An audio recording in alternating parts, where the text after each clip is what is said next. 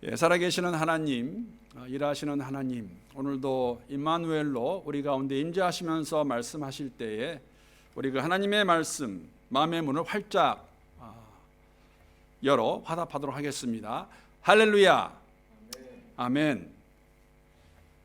저희가 2주 전부터 히브리서 11장 말씀을 가지고 믿음이라는 주제로 설교를 하고 있습니다. 믿음으로 사는 사람들의 아웃룩, 모습은 어떻게 생겼을까 하는 생각을 함께 하면서 이 내용을 저희들이 보고 있습니다. 물론 여러분 여러 면에서 히브리서 공동체, 제가 히브리서 공동체라고 말씀을 드릴 때에는 히브리서를 처음 받아보았던, 즉 히브리서의 저자가 염두에 두고 썼던 그 교회를 의미합니다. 히브리서 공동체 지체들이 당면했던 당시의 고난과 핍박과 같은 것이 오늘이라는 이 시간 속에서 특히 호주 멜본이라는 공간에 살고 있는 저희들에게는 동일하지 않을 것이 분명합니다. 그러나 믿음의 삶을 살아내는 이 여정을 걸어가는 우리 앞에는 우리 나름대로의 장애물이 있다는 것을 부인할 수 없을 것입니다. 오늘도 에녹에 관한 말씀을 나누면서 성령께서 이 말씀을 통하여 그때 히브리서 저자를 통해서 히브리서 공동체에 주신 말씀과 같이 그 하나님의 음성을 들을 수 있는 성령의 만지심이 있는 그러한 귀한 시간, 복된 시간 되기를 기도합니다.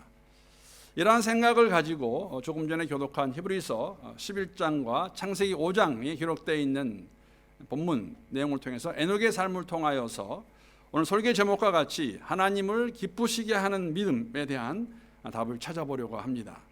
하나님을 기쁘시게 하는 그러한 믿음은 어떠한 믿음일까? 여러분, 하나님을 기쁘시게 하는 믿음이 있다면 하나님 기뻐하지 아니하시는 믿음도 있을 것 같습니다. 아마 어떠한 믿음이 그러한 믿음일까? 지난주에 함께 나누었던 아마 가인과 아벨의 모습 가운데서 가인의 믿음이 그러한 믿음이었을 것입니다. 여러분 기억나시죠? 가인과 아벨의 제사의 외형적인 모습은 다른 것이 없었습니다. 그러나 하나님께서는 아벨의 제사만 받으신 것 같이 믿음이 다 같은 믿음이 아닌 것을 저희가 볼 수 있습니다. 이렇게 말씀을 드리면 좋을 것 같습니다. 이왕 신앙생활을 하려면 정말 제대로 잘 믿으면 좋겠다. 믿으려면 하나님이 기뻐하시는 그 믿음을 가지고 이 인생 여정을, 믿음의 여정을 걸어갔으면 좋겠다는 그러한 의미입니다. 오늘 본문의 내용도 여러분, 우리가 지난주에 함께 살폈던 가인과 아벨의 내용과 같이 정말 많은 분들이 잘 알고 있는 그런 아주 간단한 내용입니다. 특히 에녹은 하나님께서 데리고 가셨기 때문에 죽음을 맛보지 않은 인물임을 저희들이 잘 알고 있습니다. 믿음의 선진이고 선배인 것이죠. 제가 창세기 5장 24절 말씀과 히브리서 11장 5절 말씀을 세 번역으로 다시 한번 읽어보도록 하겠습니다. 5장 24절 말씀, 에녹은 하나님과 동행하다가 사라졌다. 하나님이 그를 데려가신 것이다. 믿음으로 에녹은 죽지 않고 하늘로 옮겨갔습니다. 하나님께서 그를 옮기셨으므로 우리는 그를 찾을 수 없었습니다. 옮겨가기 전에 그는 하나님을 기쁘게 해드렸다는 증언을 받은 것입니다. 하나님을 기쁘시게 하는 믿음, 여러분 이것을 갖는 것이 우리가 원하는 것일까 하는 그런 전제의 질문을 한번 드려보기 원합니다. 여러분과 저 우리 모두를 포함해서 이러한 질문입니다. 만약에 여러분 우리에게 선택의 자유가 있다면 어떤 삶을 원할까? 정말 에녹과 같이 365년만을 살고 떠나는 것을 우리가 원할까 하는 그러한 질문을 우리 모두에게 한번 던져봅니다. 여러분 어떤 분들은 그런 말씀 하실 것 같아요. 365년이면 많이 산 것이 아니냐, 무슨 말 하고 있느냐. 그런데 여러분 참고로 말씀을 드리면 창세기 5장은 인류의 조상인 아담 이후에 10대 손에 이르는 족보입니다. 이 족보를 잘 보시게 되면 아담은 930년을 살았고 그 외에 창세기 5장에 나오는 인물들을 보게 되면 이 당시 평균 수명이 800년에서 900년이었습니다. 그런데 에녹은 불과 365년을 살고 이 세상을 떠나게 됩니다. 당시의 기준으로 보았을 때는 평균 연령의 반도 못 살고 떠나게 되는 것이죠. 이 사실과 함께 흥미로운 것은 에녹의 아들은 969년을 산 가장 장수한 사람이었다는 것입니다. 제 질문의 의도는 이러한 것입니다. 여러분, 우리에게 만약에 선택할 수 있는 자유가 있다면 우리는 과연 어떤 삶을 원할까? 이 땅에서 에녹과 같이 정말 짧고 굵게 365년을 살기 원할까? 아니면 그의 아들 무두셀라와 같이 969년을 원할까? 여러분, 어떤 삶을 원하시겠습니까? 제가 추측하기로는 아마 우리는 더 오래 사는 것을 원하지 않을까 생각합니다. 당연하다는 생각을 갖게 되지만 사실 그렇지도 않습니다. 성경의 인물 가운데서 우리가 잘 알고 있는 사도 바울 같은 경우는 이 땅에서 주의 일을 감당하는 삶과 하루라도 빨리 이 땅을 떠나서 주 앞에 가기 원하는 마음이 같이 있었다는 걸 저희들이 알고 있습니다. 만약에 사도 바울에게 선택의 기회가 있었다면 아마 사도 바울은 에녹과 같이 짧게 살고 주님께 가기를 원치 아니하였을까 하는 생각을 해봅니다. 사랑하는 성도 여러분, 이 땅에서 장수하는 것을 저희들은 복이라고 생각하고 살고 있습니다. 아니면 여러분, 오늘 본문에 있는 내용과 같이 에녹과 같이 짧고 붉은 삶을 살고 주 앞에 가는 것을 우리가 과연 원하고 있을까? 여러분, 사실 이 땅에 살면서 우리가 복이라는 단어를 참 많이 쓰고 사용합니다. 제가 질문을 드립니다. 여러분, 복이 무엇입니까? 어떤 사람을 가리켜서 복받은 사람 또는 복 있는 사람이라고 우리가 이렇게 칭하겠습니까? 우리가 무엇을 가리켜서 인생에서 복이라고 말하고 있을까? 어떤 삶을 가리켜서 복된 인생, 복 있는 인생이라고 말할 수 있을까? 물론 육신의 건강, 일반적으로 건강함의 정점을 장수라고 말합니다. 오래 사는 것 복이라고 말할 수 있겠지요. 그러나 오늘 이 본문의 주인공인 에녹을 보게 되면 365년을 살고 갔습니다. 그 삶을 세상의 기준으로 보았을 때 복된 삶이라고 말할 수 있을까 하는 질문을 해봅니다. 오늘 본문을 보게 되면 여러분, 우리의 믿음의 선배가 되는, 선진이 되는 에녹에 대해서 이러한 사실들을 저희들이 알 수가 있습니다. 본문 말씀 보게 되면 먼저 에녹은 65살이 되었을 때 아들을 얻게 됩니다. 그 아들의 이름이 무두셀라입니다. 그리고 300년을 더 살다가 365살이 되었을 때에 하나님께서 그를 데리고 가십니다. 더 나아가서 그 300년은 하나님과 동행했던 삶이었다고 창세기 저자는 저희들에게 기록으로 말씀해주고 있습니다. 하나님과 동행했던 에녹 365살이 되었을 때, 5세가 되었을 때 이 세상을 떠나는 것에 비해서 말씀드린 것 같이 무두셀라는 969살을 살고 가장 오래 살고 난 다음에 죽음을 받게 됩니다. 정말로 장수한 사람이 맞습니다. 그런데 여러분, 무두셀라가 969년을 사는 동안에 세상의 상황은 어땠을까? 우리가 알 수 있는 것은 뭐냐면 사실 노아의 때에 와서 하나님께서 세상을 심판하시지만 우리가 알 수 있는 것은 무엇이냐면 무두셀라가 장수한 그때는 세상이 더욱더 악해져 가고 있음을 저희들에게 알려주고 있습니다. 창세기 6장 5절 6절 말씀 보게 되면 하나님께서 이렇게 한탄하시는 소리 우리가 기억하실 것입니다. 주님께서는 사람의 죄악이 세상에 가득 차고 마음에 생각하는 모든 계획이 언제나 악한 것이었음을 보시고서 땅 위에 사람 지으셨음을 후회하시며 마음 아파하셨다. 무두셀라는 이렇게 악해져가는 그 세상을 보고 살고 있었지만은 에녹은 하나님께서 데리고 가심으로 인해서 이러한 모습을 보지 않았다는 것이죠. 더 악해져가는 세상. 어떻게 이런 일이 가능했을까? 하나님이 에녹을 데리고 가셨습니다. 여러분, 장수하여서 무두셀라와 같이 하나님의 심판이 임하시는 것을 보는 게 복된 삶일까? 아니면 이런 악을 보지 않고 하나님께 일찍 부르심 받는 게 더 좋은 삶일까? 오해하지 마시기 바랍니다. 꼭 이렇게 말씀을 드리면 오해하시는 분들 계세요. 이 땅에서 사는 것이, 건강하게 장수하며 사는 것이 나쁘다거나 하지 말라는 이야기가 아닙니다. 우리 믿는 사람들이 가져야 되는, 믿음의 여정을 걸어가야 되는 복된 삶, 복 있는 삶이 어떠한 삶인가를 바로 알아야 오늘 설교의 제목과 같이 정말 우리는 하나님이 기뻐하시는 그 믿음을 갖기 원하는 것일까? 이러한 전제 조건이 없으면 아마 이런 믿음도 우리가 갖지 않기 원하지 않을까 하는 생각을 가져보게 되는 것입니다. 물론 여러분 365세 밖에 되지 않은 에녹을 부르셨을 때에 그의 가족들에게는 큰 아픔이 되었을 것입니다. 어떤 설교자의 설명과 같이 에녹은 본의 아니게 그를 사랑하는 사람들에게 상처를 주었습니다. 의도한 바는 아니었습니다. 하나님이 데려가신 것이죠. 하나님께서 그를 당신의 거처로 데려가셨습니다. 여러분, 이러한 사건은 하나님이 데려가셨지만 사실 이 땅을 떠나는 사랑하는 일을 보내는 것은 이 땅에 남아있는 사람들에게는 힘들고 어려운 일입니다. 안타까운 일이고 아쉬운 것이라는 것이죠.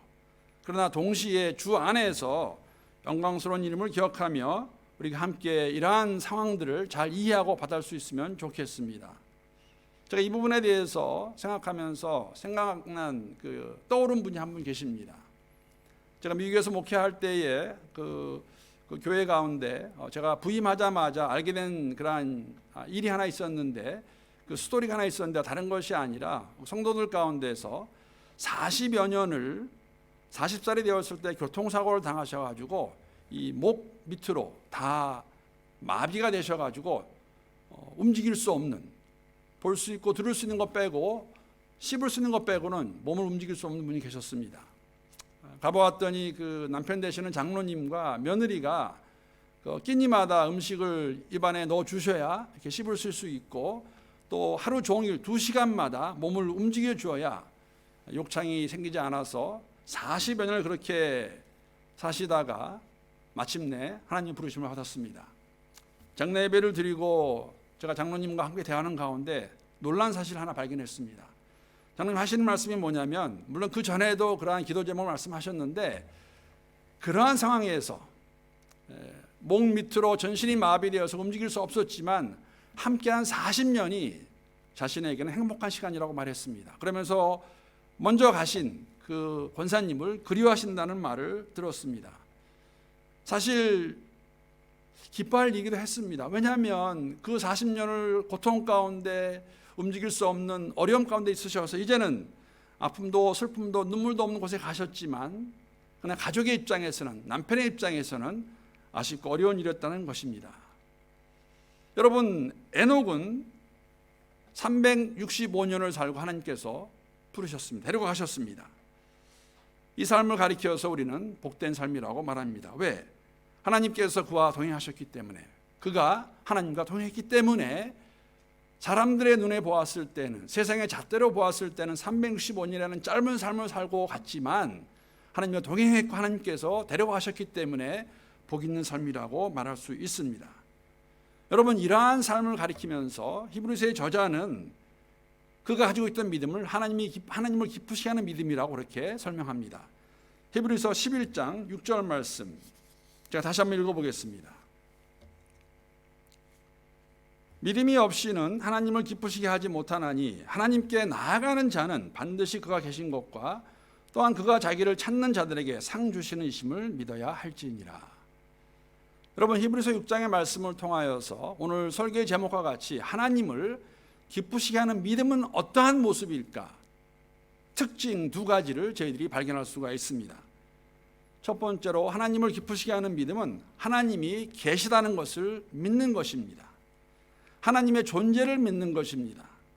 하나님이 지금도 당신이 만드신 세상을 주관하고 계시는 것, 주장하시는 것을 믿는 믿음이 하나님을 기쁘시게 하는 믿음이라고 말씀해 주고 있습니다. 여러분, 말씀드린 것 같이 창세기 5장에 나와 있는 에녹의 삶의 모습은 정말 간단합니다. 65살에 무드셀라를 낳았고 300년 하나님과 동행하다가 하나님이 데려가셨다. 그리고 그의 삶을 하나님과 동행했다고 이렇게 묘사하고 있는데, 어떠한 삶을 살았길래 그의 삶을 하나님과 동행하는 삶으로 묘사하고 그 믿음을 하나님을 기쁘게 하는 믿음이라고 말할 수 있는 것일까? 여러분, 이 에녹에 대한 이야기는 사실 창세기와 히브리서 말고 유다서에서 한 군데가 에녹의 얘기가 나옵니다. 유다서 1장 14절 15절 말씀, 사실 유다서는 한 장밖에 없습니다. 유다서 14절 15절 말씀 제가 한번 읽어보겠습니다. 아담의 7대 손 에녹이 이 사람들에 대하여도 예언하여 이르되 보라, 주께서 그 수만의 거룩한 자와 함께 있으셨나니 이는 무릇 사람을 심판하사 모든 경건하지 않은 자가 경건하지 않게 행한 모든 경건하지 않은 일과 또 경건하지 않은 죄인들이 주를 거슬러 한 모든 완악한 말로 말미암아 그들을 정죄하려 하심이라 하였느니라. 에녹을 선지자, 예언자로 묘사하고 있습니다. 에녹은 당시 악해져가는 세상을 방해해서 하나님의 심판을 예언했음을 알 수가 있습니다. 하나님과 동행했던 에녹의 삶의 모습입니다. 세상을 향해서 하나님의 심판을 선포했던 에녹, 하나님께서 그에게 보여주신 것이죠. 여러분, 사실 이 말씀의 내용과 창세기에 나와 있는 그 에녹의 그 가족의 또 무드셀라의 이름을 우리가 함께 보게 되면은 하나님께서 어떻게 이것을 보여주셨나 알 수가 있습니다. 여러분, 무드셀라라는 이름의 그 의미는 사실 창을 들어서 던진다는 의미를 갖고 있는데, 의역을 하게 되면은 그가 죽으면 세상에 끝이 온다라는 그런 뜻을 가지고 있는 이름이 무드셀라입니다. 굉장히 흥미로운 이름이죠. 무드셀라가 출생할 무렵 하나님께서는 에녹에게 세상을 향한 하나님의 마음을 보여주셨고, 에녹은 그것을 가지고 세상을 향해 선포했다는 것입니다. 여러분, 에녹은 무드셀라를 낳고 무드셀라를 볼 때마다 무드셀라 이름이 그 이름이기 때문에 저 아이가 죽으면은 세상에 심판이 오겠구나. 아이를 쳐다볼 때마다 그 심판을 떠올랐고 하나님의 말씀을 기억하고 에녹은 세상을 향해서 말씀을 선포한 것이죠. 여러분, 이 창세기 말씀 보게 되면 특히 5장 21절 20절 말씀 보게 되면 이러한 하나님께서 하신 일을 저희가 엿볼 수가 있습니다. 창세기 5장 21절 22절 말씀입니다. 에녹은 65세에 무드셀라를 낳았고 무드셀라를 낳은 후 300년을 하나님과 동행하며 자녀들을 낳았으며, 21절에 나와 있는 낳았고라는 그 동사와 22절에 동행하며 문맥상으로 보게 되면 연결된 의미를 가지고 있습니다. 두 동사 다 미완료 동사입니다.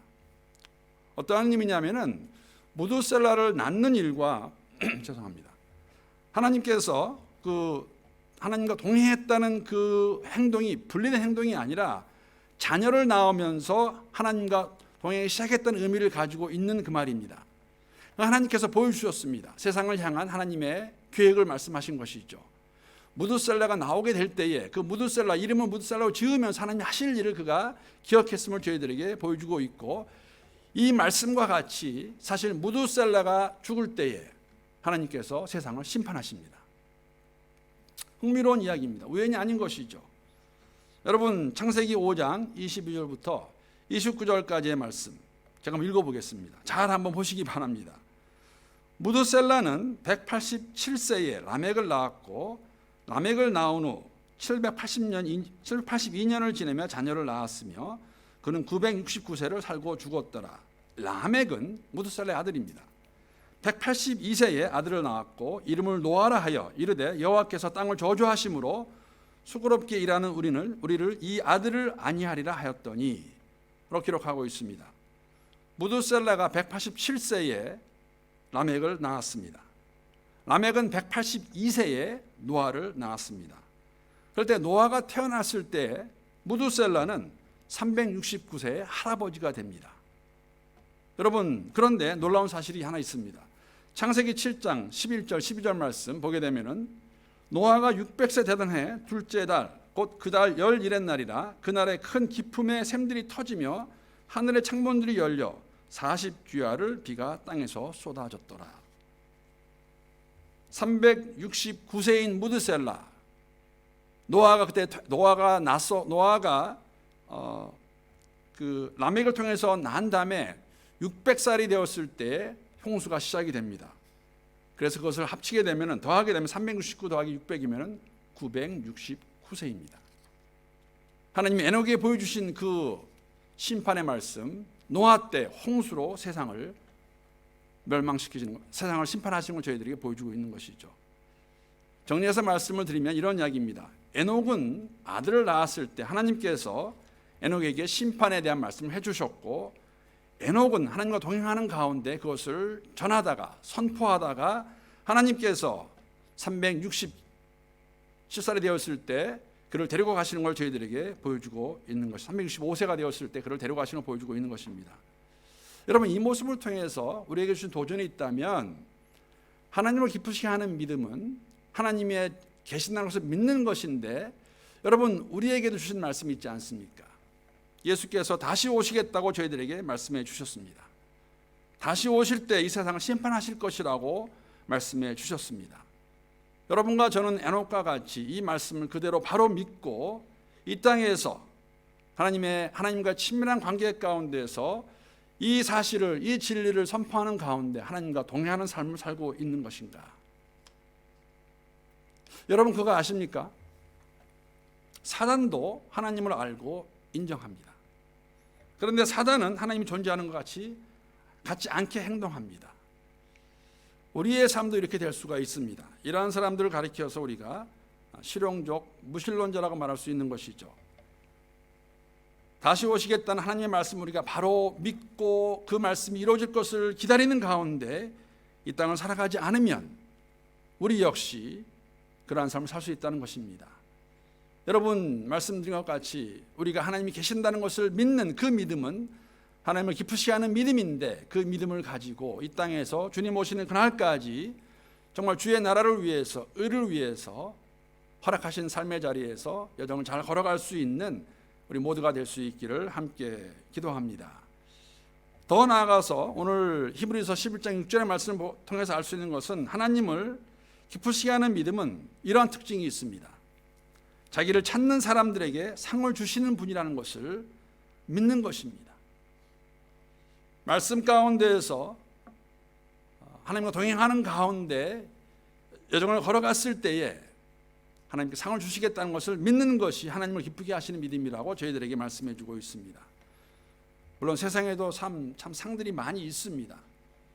우리 유교권에 있는 그러한 사람들에게 예를 들면 자식이 효도하면은 효자라는 그러한 명칭을 주고 또 상도 주기도 합니다. 한 남자를 끝까지 죽기까지 사랑한 사람, 헌신한 그러한 여인들에게 열렬한 그러한 명예를 주기도 합니다. 왕을 위해 목숨을 버린 사람에게는 충신이라는 그러한 인정을 해주고 그러한 상을 주기도 하죠. 하나님과 동행한 에녹이 받은 상은 무엇이었을까?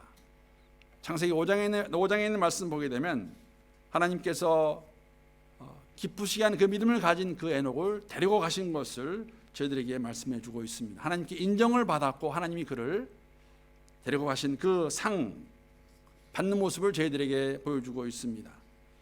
여러분, 우리에게 주시는 상, 하나님이 살아계신 것을 믿는 가운데에 그를 찾는 자들에게 주시는 상, 죽음을 보지 않고 들림받은 에녹과 같이 이 땅에서의 삶이 다가 아님을 우리가 기억하는 가운데 그날이 되면 하나님이 세상을 심판하실 것이고 우리의 삶을 하나님이 보시면서 아시고 계신 하나님께서 우리에게 상 주실 것을 저희들에게 말씀해 주고 계십니다. 여러분, 우리는 하나님과 동행하며 살라고 지음받은 존재들입니다. 우리가 하나님과 함께 동행할 때에 기쁨이 있고 안전이 있고 행복이 있음을 저희들이 알게 됩니다. 경험하게 됩니다. 이러한 주님만을 의지하며 나아가는, 주님 오시는 그날까지 여정을 잘 걸어갈 수 있는 우리 모두가 될 수 있기를 함께 기도합니다. 히브리서 공동체 지체들에게는 어떤 의미로 다가왔을까? 어렵고 힘든 그러한 고난의 삶 속에서 그들이 끝까지 견디고 하나님 살아계신 것을 믿고 나아갔을 때 하나님 모든 것을 아시고 갚아주실 것이고 심판하실 것을 믿으며 나아간 그러한 모습을 저희들이 상상할 수 있는 것이죠. 우리의 삶도 크게 다르지 않다고 생각합니다. 우리가 어렵고 힘든 때라고 말하고 있는 이 기간 동안에도 더욱더 하늘나라의 소망을 가지고 주님이 하신 그 말씀을 따라서 말씀 안에서 다시 오실 주를 기다리는 가운데 이 여정을 걸어갈 수 있는 우리 모두가 될 수 있기를 함께 기도합니다. 여러분, 한국에 가면은 그 양화진 외국인 선교사 묘원이라는 곳이 있습니다. 아마 들어보신 분들이 계실 것 같습니다. 이곳에는 어떤 사람이 묻혀 있냐면은 조선말 고종 때부터 한국을 위해서 헌신한, 공헌한 언론계 또 교육계, 종교계 외국 인사들이 한 500여 명이 거기에 묻혀 있습니다. 그 중에는 선교사 90명과 선교사 가족 55명도 함께 묻혀 있는 곳이 양화진 외국인 선교사 묘원입니다. 거기에 보게 되면은 많은 선교사님들 가운데 제가 두 분 선교사님의 묘비를 소개하겠습니다. 미국 감리교 선교사였던 호머 헐버트 선교사님의 묘비에 보게 되면, 거기 영어는 있으니까 제가 읽지 않고 한국말로 그걸 번역하게 되면, 나는 웨스트민스터 사원보다 한국 땅에 묻히기를 원하노라. 또 다른 선교사, 미국 감리교 선교사였던 루비 켄드릭이라는 분의 묘비를 보게 되면 이렇게 묘비에 써 있습니다. 만일 내게 줄 수 있는 1000개의 생명이 있다면 모두 조선을 위해 바치리라. 하나님의 말씀을 굳게 믿고 척박한 조선 땅에 와서 하나님과 동행하는 가운데 그의 삶을 주의 나라를 위해서 한국 땅에서 던져버린 사람들의, 선교사님들의 묘비입니다. 이런 분들의 삶, 하나님과 동행하는 가운데 말씀에 순종하여 산 삶이라고 말할 수 있겠습니다. 하나님께서 이들을 보실 때에 아마 이렇게 말씀을 주시지 않을까 하는 생각을 해보았습니다. 하나님 입장에서 나와 동행한 이 사람을 내가 데리고 갔다. 사랑하는 성도 여러분, 주님께서 오시겠다고, 다시 오시겠다고 저희들에게 약속의 말씀을 주셨습니다. 그 말씀 그대로 믿고 하나님과 동행하다가 데려감을 받는 이 세상을 떠날 수 있는, 기쁨으로 떠날 수 있는 우리 멜번 한인교회 모든 성도님 될 수 있기를 주님의 이름으로 축복합니다.